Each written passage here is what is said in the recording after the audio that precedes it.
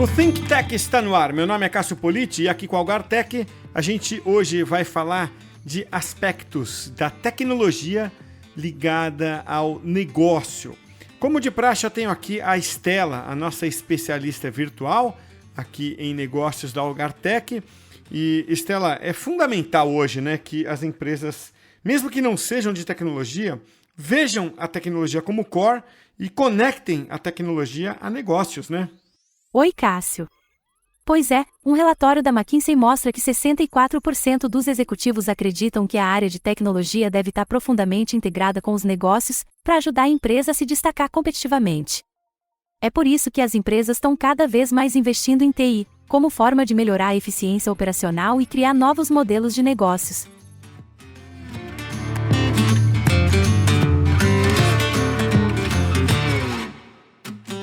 Para a conversa de hoje, eu tenho o prazer de receber aqui no podcast o Fernando Faustino, que é CIO do Grupo Petrópolis, que você certamente conhece, né? É a terceira maior cervejaria do Brasil e a primeira, se você considerar a capital nacional. São 20 marcas ali entre cervejas, isotônicos, energéticos, refrigerante, água e por aí vai. E 26 mil funcionários, 8 fábricas, 200 centros de distribuição e alguém precisa tocar tecnologia por trás disso, e é justamente o Faustino quem está ali segurando a onda nesse sentido. Faustino, é um grande prazer ter você aqui. Obrigado por aceitar o convite para conversar com a gente. Eu que agradeço. Muito obrigado. Para mim é um grande prazer estar aqui com vocês. Prazer é nosso. E do lado aqui da Algartech, o Alessandro Macedo, de volta aqui ao podcast. Macedo, é muito bom ter você mais uma vez aqui com a gente. A gente agradece aí, Cássio, junto com o Faustino aí. Vamos fazer esse bate-bola aí, explorar um pouquinho aí das oportunidades e como a gente pode contribuir para a evolução da tecnologia aí. É isso aí. Vamos lá, então. Faustino, vocês têm aí uma estrutura gigante. Hoje tudo gira em torno da tecnologia. Claro que a fabricação, né, de esse tipo de produto que a gente mencionou sempre envolve tecnologia, sempre envolveu tecnologia, né, desde quando se começou a produzir produto, mas a gente está falando de uma tecnologia hoje muito mais ligada à TI, né? E precisa de time para isso. Qual que é o tamanho desse desafio, hein? Olha, ele não é pequeno, né? Quando eu cheguei, né, muitas coisas mudaram, tá? Eu estou no Petrópolis há 2 anos e a impressão das pessoas que não conhecem a TI é que a pessoa, o profissional de TI, é aquele que faz tudo. Eu acho que é muito parecido com a minha mãe. A minha mãe, se der um problema no fogão, na geladeira, na TV, no celular, na impressora, ela, filho, vem cá consertar, só porque eu sou de TI. Então, para ela, o skill serve para qualquer coisa, né?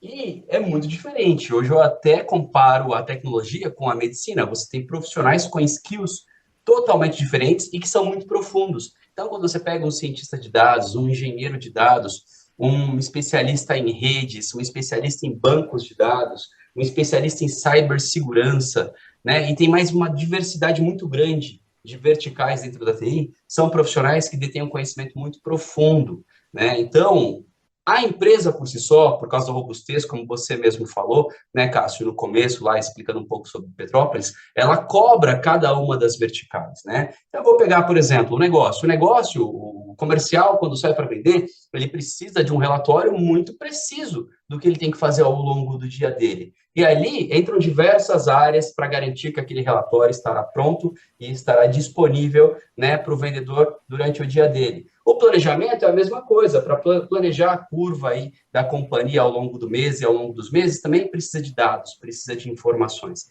Então, você vai vendo, todas as áreas consomem isso da TI, né? E aí existem uma série de outras áreas, como, por exemplo, cibersegurança, que protege, ela não é conhecida, né, pelo negócio, mas ela está sempre ali no backstage, né, no background, protegendo a companhia. Você tem áreas como, por exemplo, a arquitetura, que ajudam a desenhar as soluções, né, para os desafios que o negócio impõe, né? Por muitas vezes o negócio não sabe muito bem como ele vai sair do outro lado, mas ele chega para a gente com um desafio, vem o time de arquitetura, né? E projeta uma solução em conjunto com as demais áreas da TI, uma solução que seja viável primeiro, né? Que geralmente traga ganho tangível. Por muitas vezes o ganho ele é intangível, né? Mas a gente sempre tem o nosso mote aqui, né? O nosso norte de trazer desafios, soluções, na verdade, que tragam retorno para a companhia, tá? Um retorno tangível. Né? E você tem uma série de outras áreas, que auxiliam as áreas de negócio, tá? Então, eu posso dizer para você que não é um desafio muito fácil. Quando eu cheguei no Petrópolis, essas verticais, um pedaço até existia, mas a grande maioria não existia, como, por exemplo, uma estrutura de digital que foca no cliente em construir soluções de CX, UX, né, voltadas para o cliente, né? Então, hoje, a TI, ela sai muito do backstage, ela acaba virando aí protagonista e atuando junto, né, com a área de negócio para entregar um produto na mão do nosso cliente. Eu posso falar para você que hoje a TI está na palma da mão dos donos de bares, dos donos de adegas, né, de botecos, biroscas, pequenos mercados. Nós construímos essa jornada junto com o negócio. Então, a TI, ela tem uma diversidade muito grande. Então, você conseguir ter profissionais, né, específicos, com conhecimento profundo, e que se falem, porque todo mundo está falando junto, tá? É algo realmente muito desafiador, mas é muito gostoso. É bom, aproveitar aqui, Faustino, conta pra gente aí um pouquinho, né, da dificuldade, que dentro do universo de tecnologia a gente tem um problema grande aí, que são as especialidades e os especialistas, né? Considerando o tamanho da sua infraestrutura, a diversidade aí que a gente tem de geolocalização, como é que vocês trabalham com o desafio de encontrar o profissional certo para a área correta? A gente sabe que é uma dificuldade muito grande, a gente tem agora o advento do home office, nem todo profissional de tecnologia está a fim de ficar dentro do escritório. Como é que vocês estão lidando aí com esse novo momento do mercado na busca desses profissionais para poder fazer a componentização do seu time da maneira adequada? Correto. Vamos por partes, né? Por etapas. Eu prezo muito pela entrega. Então, se o profissional está físico lá no Petrópolis, se ele está na cidade, lá onde fica o Petrópolis, se ele está na casa dele, se ele está em outro estado, em outra região, por mim não tem muito problema. O importante é ele estar entregando e o gestor dele conseguir fazer esse bate-bola aí, né, muito claro com ele, né? Por incrível que pareça, né, tem gente que prefere estar no Petrópolis, né? Por mais que a gente tenha um regime híbrido, né, e um regime bem interessante, inclusive, muitas pessoas preferem estar dentro do escritório, né? Mas posso falar para você que eu acredito que o principal motivador dessa turma, né, de encontrar esses especialistas e principalmente reter, porque tem gente que só passa, né, é uma breve passagem, tem gente que chega, fica 2, 3 meses e aí já parte para um outro desafio, né? Então, eu posso falar para você, quando eu cheguei, o turnover era alto, né, hoje o turnover é baixo.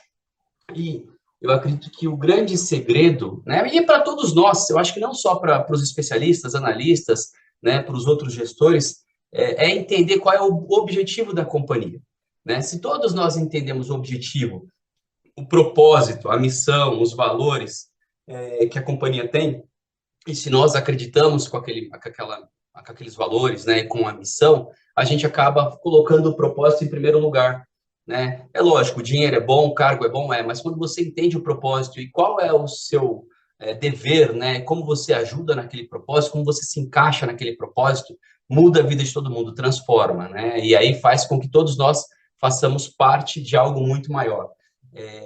Eu acredito que esse é o grande segredo, tá, para a retenção desses profissionais. É difícil, eu acredito que como demais empresas, o Petrópolis também sofre para encontrar esses profissionais no mercado. O mercado de TI é muito aquecido, todo mundo está correndo atrás de transformar os seus negócios, né? A gente tem aí uma quantidade grande ainda de empresas que não fizeram a transformação digital e, além de não fazer a transformação digital, já estão pensando lá na frente, como eu consigo ser data-driven, né? Como eu consigo ter os meus cientistas de dados, como eu consigo colocar a inteligência artificial para rodar aqui, e por muitas vezes não entende que o problema, né, principal, a causa raiz é outra, né? E resolvendo aqui, aí sim a gente consegue escalar e chegar num determinado ponto que a tecnologia está hoje, tá? Mas posso falar que o que eu sempre peço para os meus gestores, tá, e é o que eu faço muito, eu tenho a ajuda do RH, tenho uma grande ajuda do RH, uma área super parceira, mas por muitas vezes eu procuro os perfis dentro do LinkedIn e fico, né, procurando, chamo, marco um bate-papo. Eu acho que não tem nada melhor, né, por mais que não dê certa vaga e tudo mais, né, por N motivos, mas não tem nada melhor que você conhecer a pessoa, né? É uma troca de experiência muito boa, uma troca de conhecimento muito boa, né? E por muitas vezes você acaba até criando uma amizade ali, né? Se não for amizade, cria um colega, pelo menos, né? Pode te ajudar lá na frente. numa relação de negócio, ou com um problema técnico, tá? Então, esses são os nossos desafios, e é assim que a gente, né, eu, os demais gestores e a própria gestão do Grupo Petrópolis, né, nós buscamos aí para reter aí os nossos talentos, que por muitas vezes não são só de TI, né? Na verdade, tem o das outras áreas também, mas o propósito ele é sempre o mesmo. Show. Agora, essa turma tem que aproveitar, né, o momento de mudança e acompanhar o que está acontecendo, né? Então, por exemplo, a gente está falando aí de IoT, né, internet, inteligência artificial, né? Todos esse cenário muda muito rápido, né, Faustino? Se você está parado no tempo hoje, né, não se atualiza, daqui a 3 anos você já perdeu o bonde, né? Bom, inteligência artificial é um exemplo disso, a generativa, né? Ok, AI vem desde os anos 50, mas na nossa mão mesmo, aqui no dia a dia, é de 2 anos, 1 ano e meio para cá, né? Então, como é que faz para essa turma acompanhar essa mudança, né? De todos os sentidos que tem, vocês devem ter questões ligadas à nuvem, né? SAP, AI, como é que faz para a turma seguir ali, sabe, em dia com o que está acontecendo?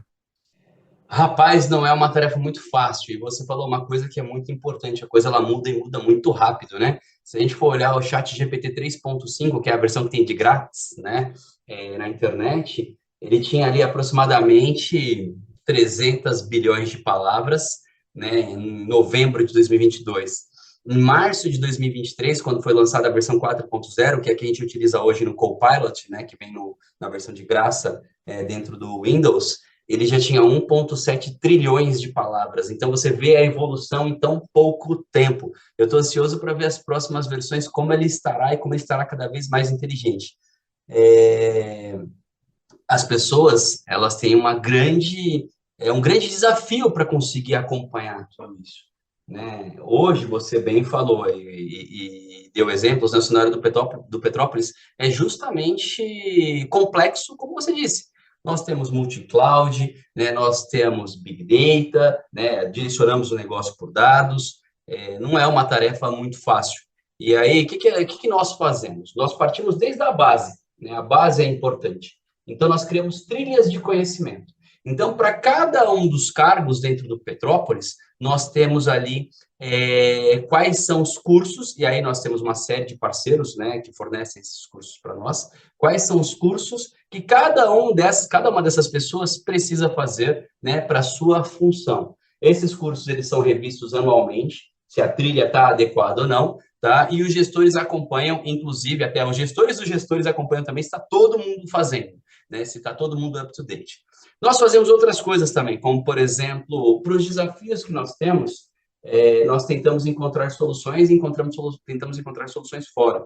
Então, nós temos uma grande parceria, né, com uma empresa chamada SoulCode, né? A SoulCode, ela tem uma missão aí muito bonita, né? Ela, através das empresas, ela dá treinamento para pessoas que não têm condições de receber esses treinamentos, e aí nós, em conjunto com eles, montamos aí hackathons, né? E aí, nesses hackathons, nós passamos quais são os nossos desafios, né? Por exemplo, eu preciso vender produtos que estão próximos da validade de uma maneira muito rápida, né? Usando tecnologia.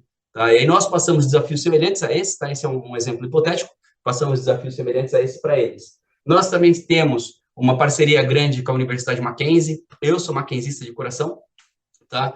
E fazemos a coisa da mesma maneira, né? Só que lá é com a turma de engenharia, e aí essa turma de engenharia recebe esse desafio e tem um tempo um pouco menor, né, que a turma da SoulCode para executar também esse desafio e trazer uma solução, tá? Então, nós estamos sempre em constante busca, né? Já para os especialistas, além da trilha que nós temos, existem cursos específicos que nós passamos para as pessoas, e aí, é lógico, depende de cada um, esse curso é avaliado, principalmente o retorno que ele vai trazer para a companhia, tá? E eu, para os meus diretos, né, eu passo sempre livros, né, para a turma estar sempre up to date aí, por muitas vezes não livros técnicos, mas sim livros de direcionamento, de gestão, de negociação. Afinal de contas, hoje a TI, ela sai ali do coadjuvante e ela vai para o protagonismo de mudar processos dentro de uma companhia. Então, ela tem que estar próxima das áreas de negócio e para estar próxima tem que saber entender o objetivo daquela área e, principalmente, né, se a gente consegue ou não ajudar modificando um determinado processo e modificando, colocando tecnologia para alavancar, né, para conseguir escalar. Nesse momento aqui que a gente tem, né, tanta mudança, a gente tem um desafio ao mesmo tempo, né, que é fazer a turma entender o quanto o TI está ligado ao negócio. Você mencionou isso muito rapidamente aí, queria explorar um pouco mais, Faustino. Não é mais uma área de suporte, não é mais uma área, né, de back-office, TI está no core das empresas, não importa o que as empresas façam. Claro que você vai ter uma outra exceção ali que você pode tentar derrubar essa tese, mas no geral você vai sempre ver TI muito associada ao negócio, né? Inclusive quando a gente fala de cerveja, bebidas em geral. Agora, você, como CIO, incorporou isso, está na cara, né? Talvez gerentes tenham incorporado. No geral, a turma incorpora isso, de que, olha, eu não estou aqui fazendo um código, eu não estou aqui fazendo a tela de um app. Eu estou aqui pelo app viabilizando o negócio da empresa. Né?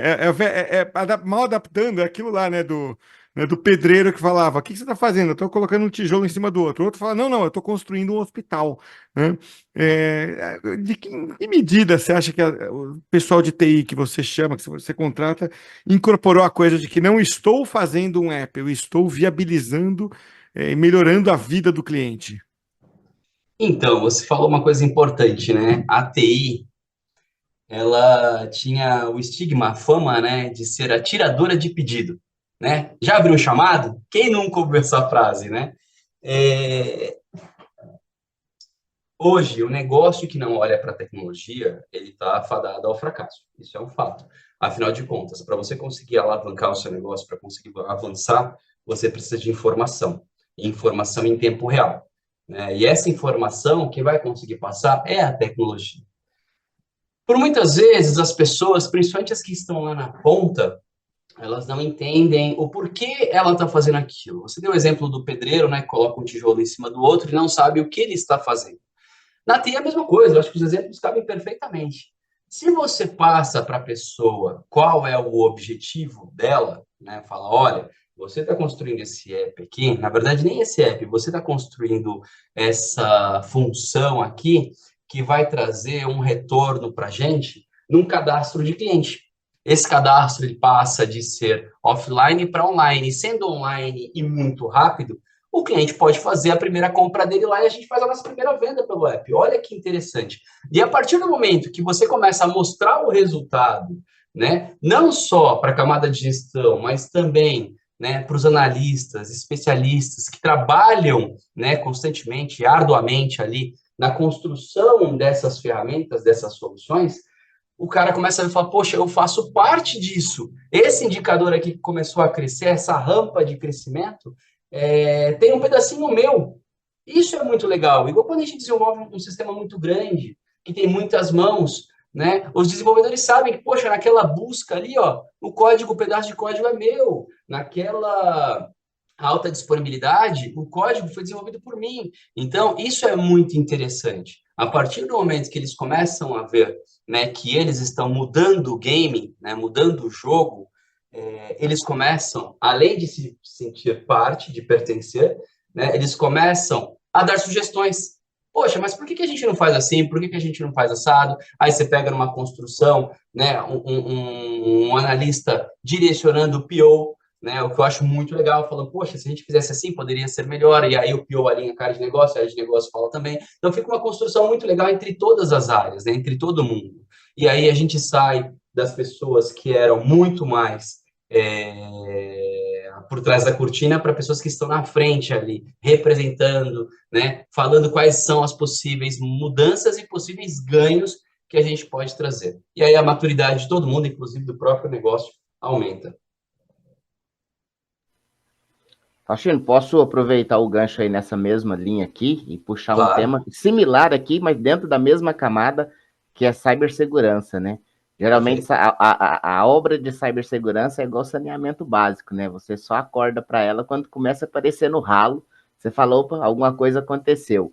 Queria que você comentasse com a gente aqui, né, as experiências de vocês, como que a segurança da informação é aplicada na prática para um ecossistema tão diverso para produzir bebidas. Às vezes as pessoas não têm o dimensionamento de que segurança da informação é aplicado na produção de bebidas. Conta um pouquinho para a gente Rapaz, da experiência disso, como é que é o sim. ecossistema e, obviamente, né, os desafios que vocês têm aí pela frente. A cibersegurança está na vida de todo mundo, só as pessoas que não sabem, né? Uma vez eu estava numa avaliação, numa calibração de pessoas, e aí apareceu o nome do gestor de cibersegurança, aí os meus pares, nossa, mas a gente não conhece ele, a gente nunca ouviu falar dele, se a gente nunca ouviu falar dele é ruim, né? Eu falei, não, muito Não, pelo é contrário, é ótimo. muito bom, sinal que ele está fazendo o trabalho dele direitinho, né? E que vocês nunca ouçam o nome dele. Brincadeiras à parte, tá? É lógico, hoje a área de segurança ela é muito próxima ao usuário, ela tem que ir lá, tem que construir, né, com o usuário um conhecimento, afinal de contas, né, de toda a corrente de segurança, o elo mais fraco é aquele que não tem muito conhecimento, que é o usuário. Então, a nossa turma de cyber, ela tem um desafio, principalmente o White Team, né, tem um desafio muito grande de levar as políticas, procedimentos, de mostrar quais são os caminhos para os usuários, né? Mas posso falar para você que é desafiador, eu acho que como em qualquer empresa, né, o mundo cyber, ele é meio que o cachorro correndo atrás do rabo, sempre, né? A gente vai lá, atualiza servidor, no amanhã seguinte está desatualizado, atualiza de novo, está desatualizado, e troca o seu operacional, e aí tem muita aplicação que é legada, e aí você não consegue atualizar, você tem que colocar uma camada de virtual patch na frente, então não é muito fácil, tá? Muitas pessoas não entendem que, por exemplo, um CLP, né, um controlador que roda numa linha de fábrica, ele foi feito para fazer a linha lá, para a esteira rodar, né, ou um sensor funcionar. E que aquele cara não tem muita segurança. E aí você tem que colocar uma camada de segurança, você tem que criar todos os processos, né? Ah, vamos criar VLANs, vamos colocar firewalls, fazer uma separação em camada 3, camada 7. Aí até desci um pouco o nível agora técnico, tá? Para poder fazer a separação do ambiente e garantir que, em caso de um problema de um lado, o outro lado não será afetado. Né? Muitas pessoas não entendem isso. E aí você tem que explicar e explicar com um linguajar mais negócio e não linguajar técnico, que aí sim as pessoas entendem que, poxa, né, se um CLP desse parar, né, se um sensor parar, se uma antena Wi-Fi parar, você pode ter paradas em pedaços, né, da produção. Uma esteira parada, quanto de dinheiro não é? Afinal de contas, Segurança não é uma para parada OT, né? programada. Né? Uma Wi-Fi parada é o picking do conector não funcionar. Entendeu? E aí você pode chegar num ponto que você para também a linha porque você tem produtos demais sem conseguir estocar. Então, a cibersegurança ela é muito importante. Ter um time estruturado, e é lógico, né? Cada empresa monta do seu jeito, não tem um certo ou um errado, muito pelo contrário, tá? Depende muito da cultura, do negócio, da necessidade do negócio, tá? Mas estar sempre aí com os seus sistemas atualizados, né? Ter uma boa política, né, de segurança. Hoje a gente está falando muito de política de segurança voltado para a inteligência artificial, olhando o outro lado. É algo muito novo. Quanto mais eu questiono, mais eu vejo que ainda não existe uma governança muito clara. A União Europeia mesmo, no dia 13 de março, lançou a primeira, eu não posso nem falar que é uma diretriz, porque ainda não é, mas ela deu drivers ali do que ela vai considerar, né, e colocou de uma forma categorizada do que é do baixo risco para o alto risco, né, do que Um ela não permite. framework, né? É isso, de inteligência artificial. Então, a gente vem trabalhando nisso, né, nesse exato momento, mas posso falar para você que não é uma tarefa fácil, como eu acho que não é uma tarefa fácil para ninguém. Você conseguir ter um ambiente aí com os usuários conscientizados sobre o que pode e não pode é uma tarefa diária, onde você tem que ir lá e conseguir mostrar para eles, seja por joguinhos, por política, por norma, né, trazendo o usuário para você, né, mostrando, criando uma gamificação, ou, né, tirando o usuário de lado, mas olhando os componentes técnicos e tendo ali pessoas, né, que consigam identificar problemas de uma maneira muito rápida e corrigir de uma maneira mais rápida ainda. Então, posso falar para você que não é nada fácil, muito pelo contrário, tá? E que, novamente, isso é difícil dentro de uma empresa de bebidas, como também é difícil em qualquer outro setor. Afinal de contas, quando a gente fala de cibersegurança, a cibersegurança protege sistemas, serviços, hardwares e, por fim, pessoas. Tá? Isso nós temos em todos os cenários da tecnologia. Puxa, maravilha. Faustino, é uma delícia conversar com você. Você fala com entusiasmo contagiante aí do que você faz. E essa visão que você trouxe, né, de formação de time e num momento de mudança tão intensa, é comum a muita gente, né? Você não está falando aí de uma indústria como o Grupo Petrópolis, está falando para qualquer um, serviço, produto, não importa, é uma dor comum a todo CIO, CTO, que pensa em tecnologia como meio e não como fim, que é o nosso mote aqui, né, no podcast. Então, eu te agradeço muito por bater esse papo aqui hoje. Obrigado mais uma vez pela conversa, viu, Faustino? Eu que agradeço, Cássio. Obrigado por estar aqui com vocês, né? Obrigado por poder compartilhar um pouquinho do conhecimento, um pouquinho do Petrópolis, né? Agradeço, obrigado também, Macedo, da Algar, tá? Foi um bate-papo fantástico. E eu, se pudesse, com certeza, ficaria mais tempo aqui conversando com você. Passaria o dia aqui conversando com você. A gente também, né, Macedo? Exatamente. E Macedo, é sempre legal ter você aqui, pô, você torna o papo sempre muito interessante, com ótimas perguntas, ótimas colocações com base na sua experiência. Mais uma vez, obrigado, viu, Macedo?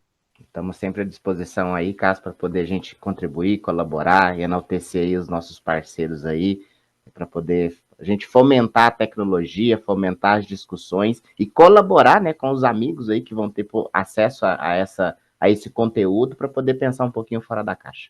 Parabéns aí a todos. Obrigado.